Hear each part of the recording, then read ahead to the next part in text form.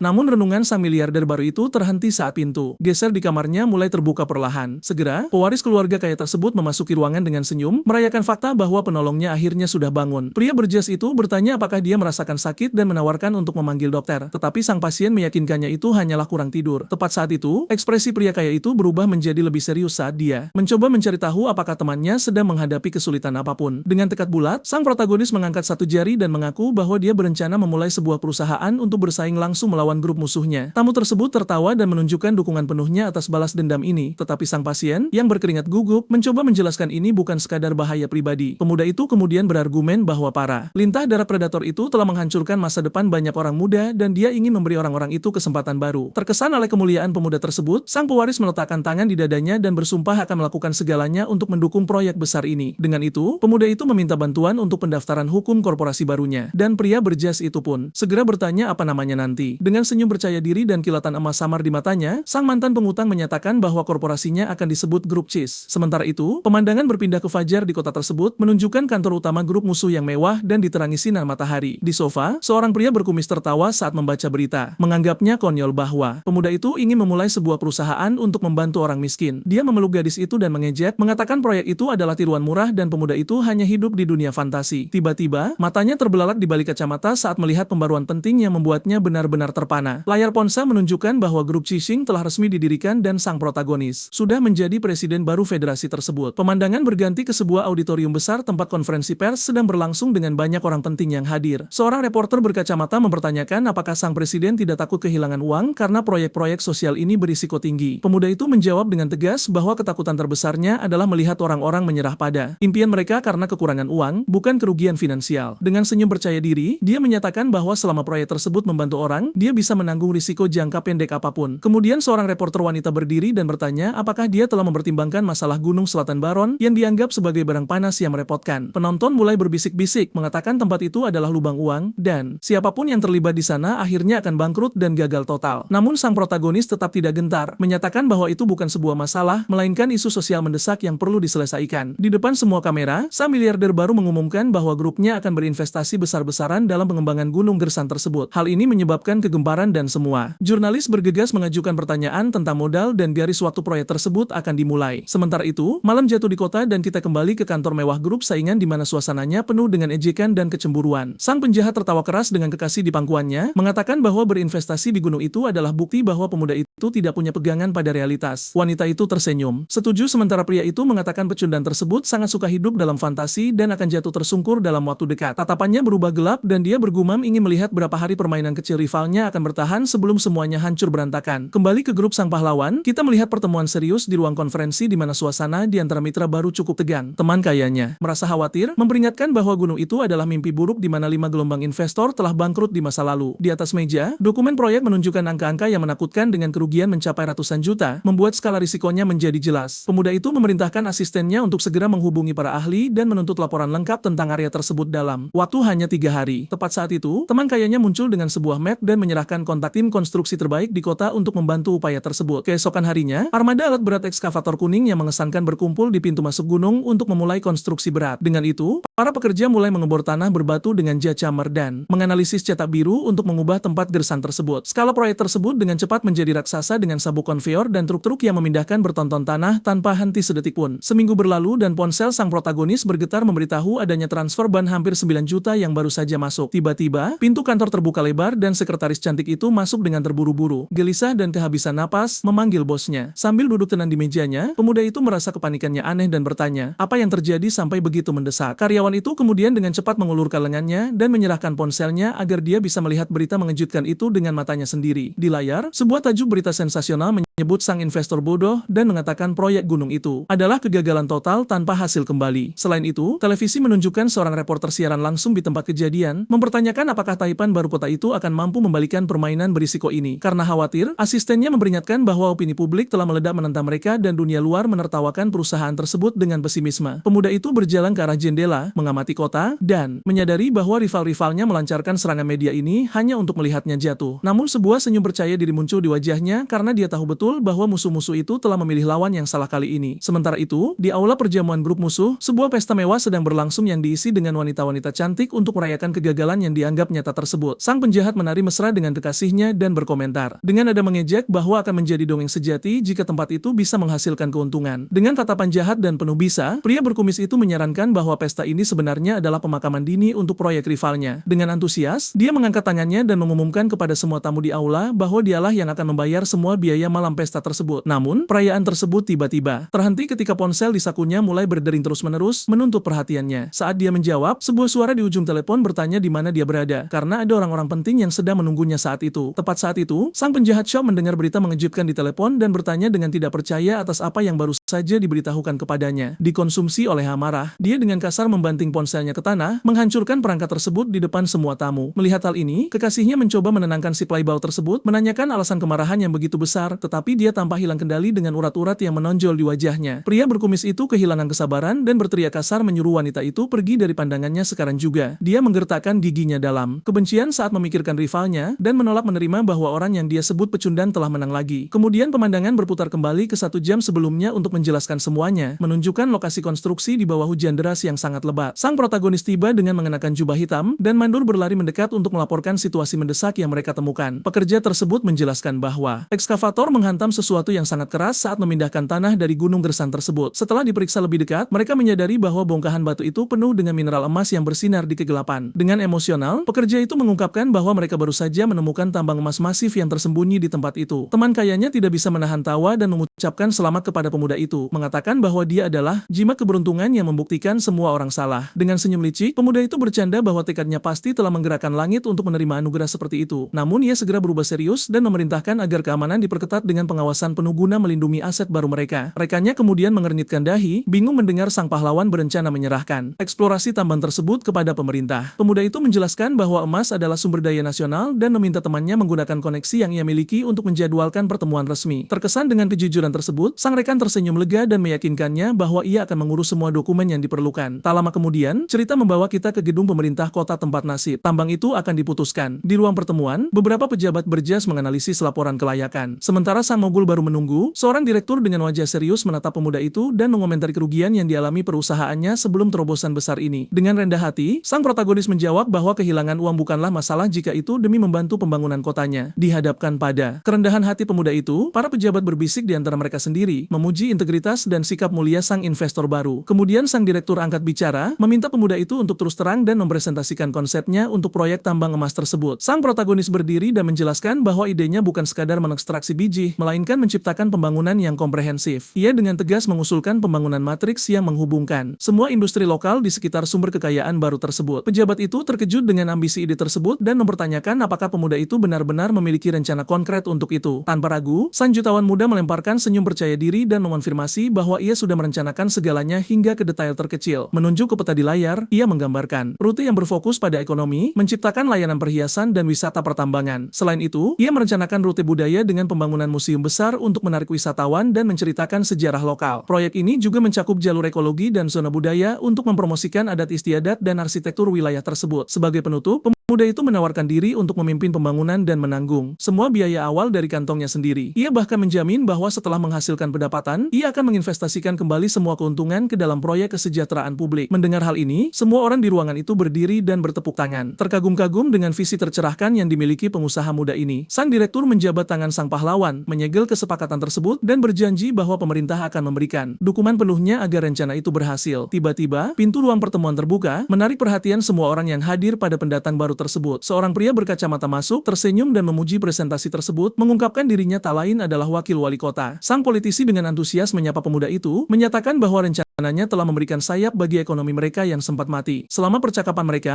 wakil wali kota dengan santai menyebutkan bahwa mantan ketua kamar dagang baru saja pensiun. Mengenali bakat di hadapannya, ia langsung ke inti pembicaraan dan bertanya apakah pemuda itu tertarik untuk mengambil posisi penting ini. Namun sang protagonis dengan ramah berterima kasih dan menolak dengan sopan, mengatakan ia lebih memilih untuk fokus terlebih dahulu pada pengembangan tambang emas. Sang politisi menerima jawaban itu dengan senyuman dan memuji rasa tanggung jawab pemuda itu dalam memprioritaskan hasil nyata. Kita mulai dengan percakapan serius tentang uang dan seorang pemuda berjas memperingatkan bahwa situasi di kota sedang rumit. Dipenuhi amarah, karakter Tuan San yang berambut coklat menuntut agar kontrak diputus segera demi membalaskan dendamnya. Tak lama kemudian, berita melaporkan bahwa ban utama secara tiba-tiba membatalkan kemitraan mereka dengan grup Jinfei yang kuat. Pada saat itu, seorang mitra baru bernama Lin Yuan muncul yang kini menjadi sangat terkenal sebagai pengusaha muda yang sukses. Karena hal ini, saham grup lama anjlok hingga 90% dan semua orang mulai panik. Di ruang pertemuan, pria-pria berjas itu memasang wajah muram karena perusahaan sedang menuju bencana. Kemudian sang bos mulai berteriak bahwa dalam waktu hanya 3 hari, mereka kehilangan lebih dari 12 mitra yang pergi secara bersamaan. Ia menggebrak meja dan melimpahkan semua kesalahan kepada si anak ajaib yang memulai proyek tambang emas. Saat itu juga, pria lain berkomentar bahwa Tuan Muda San sangat ahli dalam melimpahkan kesalahan atas kegagalannya kepada orang lain. Sang bos menjadi murka dan bertanya apa maksudnya, menatap rekannya dengan kebencian yang luar biasa. Pria lainnya menjawab tepat di depannya bahwa perusahaan hanya mengalami rasa malu ini karena kecerobohan sang tuan. Namun pemilik perusahaan itu mengeluarkan sumpah serapah dan berdiri bertanya apakah rekannya sudah benar-benar kehilangan akal. Ia terus mengeluh bahwa saingannya mencuri pacarnya dan bahwa ia tidak tahu siapa yang sedang ia hadapi sekarang. Pada saat itu juga, sang penjahat menyuruh pria itu diam dan memanggil penjaga untuk menyeretnya keluar secara paksa. Dengan geram, pengusaha itu bersumpah untuk membalas dendam pada Lin Yuan bagaimanapun caranya agar ia tidak dipermalukan lagi. Kemudian di gedung perusahaan, Tuan San mendapat pesan dan memerintahkan seseorang untuk mengurus sebuah perkebunan. Dengan tatapan jahat, ia menyerahkan perangkat pengacau sinyal dan menyuruh anak buahnya menangani semuanya dengan hati-hati. Ia juga memberikan amplop berisi laporan palsu dan menyuruh karyawan tersebut untuk mengurus orang-orang di agensi. Di tengah malam dengan hujan deras, kita melihat sebuah truk dan beberapa sosok di dekat ladang menggunakan selang panjang. Beberapa hari kemudian, kerumunan muncul di lokasi konstruksi gunung, berteriak agar sang protagonis keluar dan memberikan penjelasan. Seorang reporter muncul di depan kamera, memperingatkan bahwa konstruksi grup Qixing mencemari lahan di wilayah tersebut. Tak lama kemudian, ia mewawancarai seorang wanita tua yang menangis, mengatakan seluruh hasil panen mereka hilang dan mereka tidak punya cara untuk makan. Pada saat itu, seorang pria yang marah berteriak bahwa perusahaan tidak memberikan tanggapan dan bahwa mereka akan membawa kasus ini ke pemerintah. Dengan begitu, warga mulai menuntut keadilan dan meminta agar pengusaha muda Lin Yuan segera menerima hukuman berat. Sementara itu, di gedung perusahaan Jinfa, sang penjahat mengumpulkan seluruh media kota untuk menyebarkan lebih banyak kebohongan kepada publik. Ia naik ke panggung dan berkata ia benci perusahaan yang tidak memikirkan orang biasa dan hanya mencari keuntungan dengan segala cara. Kemudian penonton mulai setuju dengan kata-kata Tuan San, mengatakan situasi ini bahkan bisa berakhir dengan tragedi. Dengan sangat dramatis, si penjahat meminta semua orang untuk menyelamatkan warga kota sambil berpura-pura sangat peduli pada orang miskin. Tak lama kemudian, para reporter meyakinkannya bahwa mereka tidak akan membiarkan kejahatan yang diduga ini tidak diurus dan akan segera menuntut solusi. Saat itu juga, beberapa surat kabar mulai menerbitkan berita utama yang menyebut sang pahlawan sebagai tentara bayaran tidak berperasaan yang menghancurkan segalanya. Dengan senyum jahat, sang penjahat berpikir bahwa protagonis tidak akan pernah selamat dari tekanan sebesar itu dari semua sisi. Di layar raksasa di tengah jalan, berita tersebut memperkuat bahwa polusi sangat parah dan rakyat tetap marah. Di depan lokasi konstruksi, massa tidak berhenti berteriak agar sang pahlawan keluar, dengan marah membawa spanduk protes. Dari atas gedung, pemuda itu mengamati semua kekacauan di bawah, tetapi tampaknya tidak takut sedikitpun oleh keributan tersebut. Khawatir, temannya menyarankan agar ia mengenakan perlengkapan keamanan dan melarikan diri secara rahasia dengan mobil untuk menghindari amukan massa. Namun sang protagonis tersenyum dan berkata ia tidak melakukan kesalahan apapun, jadi tidak ada alasan baginya untuk bersembunyi dari siapapun. Pada saat itu, ia mengungkapkan bahwa ia sudah mengantisipasi serangan ini dan telah bersiap dengan sangat baik dalam beberapa hari terakhir untuk melakukan serangan balik. Kemudian pemuda itu menunjukkan sebuah flash disk dan menjelaskan di dalamnya ia telah menyimpan bukti penyuapan dan catatan tes air resmi. Dengan sangat percaya diri, ia menjelaskan bahwa ia memiliki cadangan semua kamera keamanan untuk membuktikan siapa pelaku sebenarnya. Akhirnya, sang pahlawan menyerahkan perangkat itu kepada sekutunya dan memerintahkannya untuk membawa semuanya langsung ke direktur agensi. Pada saat itu, rekan sang pemuda berbicara dengan seorang pejabat di kantornya dan menjelaskan bahwa rekaman tersebut sangat kabur, tetapi ia meyakinkannya bahwa jika mereka bisa membuktikan agensi pengujian tersebut disuap, akan jelas bahwa itu semua adalah jebakan terhadap perusahaan. Keesokan harinya, pengumuman penting di ponsel menyatakan bahwa grup Qixing akan segera mengadakan konferensi pers. Sementara itu, sang penjahat merayakan dengan asistennya, berpikir ia akhirnya akan mendapatkan tambang emas kota tersebut. Dengan senyum di wajahnya, si penjahat memutuskan untuk pergi ke acara tersebut untuk menyaksikan momen kehancuran total saingannya dari dekat. Kemudian, konferensi pers dimulai dengan beberapa reporter menunggu dengan cemas untuk mengungkap kebenaran kasus tersebut. Sang pahlawan naik ke panggung dan mulai menampilkan gambar yang direkam oleh kamera keamanan di layar raksasa untuk para penonton. Saat itu juga, Tuan San menjadi bingung ketika ia melihat rekaman tersebut penuh dengan gangguan dan hampir tidak menunjukkan apapun yang nyata. Dengan sangat tenang, pemuda itu menjelaskan bahwa kamera mengalami serangan teknologi asing tepat pada saat kejahatan terjadi. Namun ia mengungkapkan bahwa spesialis berhasil memulihkan semuanya dalam definisi tinggi dan menunjukkan pelaku yang sedang menuangkan racun. Sang penjahat terkejut, menyadari rencananya telah gagal dan mulai mengeluh bahwa alat yang ia beli tidak berguna. Kemudian sang protagonis menyajikan hasil tes resmi baru yang dilakukan oleh pemerintah yang membuktikan kemurnian air tersebut. Sang ahli mengonfirmasi bahwa laporan sebelumnya benar-benar palsu dan bahwa agensi pengujian menerima banyak uang suap. Dengan begitu, orang-orang mulai menyadari bahwa segalanya dibuat-buat untuk mencelakai sang pahlawan dan melindungi para penjahat yang sebenarnya. Menyadari situasinya telah menjadi genting, Tuan San mencoba menyelinap pergi sebelum ada yang menyadari kehadirannya di sana. Namun ia segera dihentikan oleh dua petugas polisi yang meminta pengusaha tidak jujur itu untuk menemani mereka ke kantor. Kemudian sang pahlawan membuat pengumuman mengejutkan bahwa tambang emas kini menjadi milik negara dan tidak ada seorang pun yang akan mendapat untung darinya sendirian. Ia menjamin bahwa semua pendapatan komersial akan digunakan untuk membantu masyarakat miskin dan membangun proyek publik di kota. Menyusul keberhasilan konferensi pers tersebut, bangunan-bangunan di wilayah itu mulai terang benderang dengan berita kemenangan cemerlang sang protagonis. Hari itu, pemerintah kota memberikan medali kehormatan kepada pengusaha tersebut atas kontribusinya yang besar bagi seluruh masyarakat. Namun, di tengah upacara, pemuda itu mulai merasa sangat sakit dan akhirnya pingsan sementara semua orang mencoba membantu.